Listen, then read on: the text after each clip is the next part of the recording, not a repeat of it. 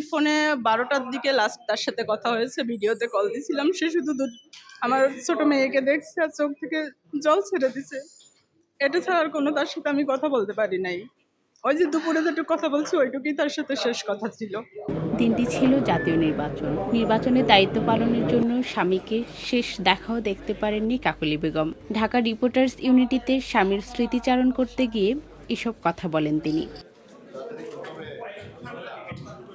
এছাড়াও ঢাকা রিপোর্টার্স ইউনিটির আরেক সদস্য মৃত নিখিল মানকির স্ত্রীও স্মৃতিচারণ করেন। আমাদের যে 19 বছর 20 বছরের সংসার, এর মধ্যে ওর কোনো ধরনের কোনো সমস্যা ছিল না।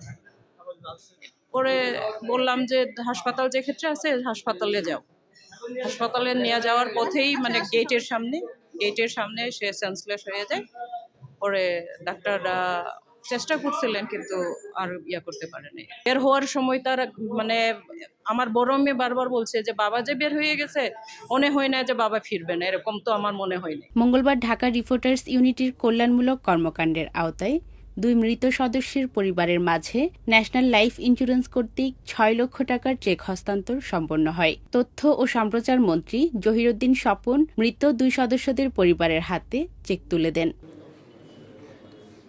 এ সময় মন্ত্রী সাংবাদিকদের অপসাংবাদিকতার বিরুদ্ধে অবস্থান নেওয়ার আহ্বান জানিয়ে জবাবদিহিতামূলক সাংবাদিকতা নিশ্চিত করার অনুরোধ করেন। গণমাধ্যমে কাজ করার সুবাদে একদল এমনভাবে সাংবাদিকতা চর্চা করেন যে ভালো সাংবাদিকরা তাদের বিরুদ্ধে অভিযোগ করে।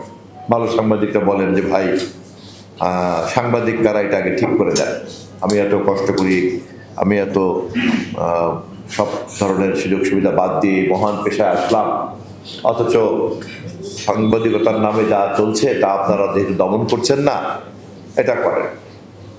এবং খোঁজ নিতে গিয়ে দেখা যায় যেরকম এক ধরনের সাংবাদিকতার নামে অপতৎপরতা অপসাংবাদিকতা হয়। এবং সব মিলিয়ে আমি সব পক্ষের কথাই বললাম যে এক ধরনের নৈরাজ্যকর পরিস্থিতি তৈরি হয়েছে। তা আমি আপনাদেরকে অনুরোধ করব বরং এই জবাবদিহিতার ব্যবস্থাই কিন্তু আমাদের সকলকে দায়িত্বশীল করে ফেলে। অনুষ্ঠানে সভাপতির বক্তব্যে সাংবাদিকদের বেতন কাঠামো থেকে শুরু করে নানা অবহেলিত দিক তুলে ধরেন ঢাকা রিপোর্টার্স ইউনিটির সভাপতি আবু সালেহ আকন। তিনি সাংবাদিকদের পেশাগত উন্নতির জন্য সরকারের কাছে আহ্বান জানান। আমাদের খুবই দুঃসময়, এই যে সামনে যারা আছে না, দেখেন ভাই, এদের অনেক আছে যারা মারা যাওয়ার পরে লাশ বাড়িতে নিয়ে যাবে সেই টাকা পর্যন্ত থাকে না ভাই, অথচ আমরা কিন্তু সারা দিন রাত পরিশ্রম করি। এগুলো আপনার জানা উচিত এই কারণে যে আপনারা আগেও নেতৃত্ব দিয়েছেন, দেশ চালিয়েছেন এবং বর্তমানেও চালাচ্ছেন। তা আমরা 16 বছর আমরা কিন্তু একটা নিগ্রহের মধ্যে ছিলাম। এখন একটা গণতান্ত্রিক সরকার, যে কারণে আমরা মন খুলে কথা বলতে পারবো এবং আমরা আশা করব আমাদের কথাগুলো আপনারা মূল্যায়ন করবেন।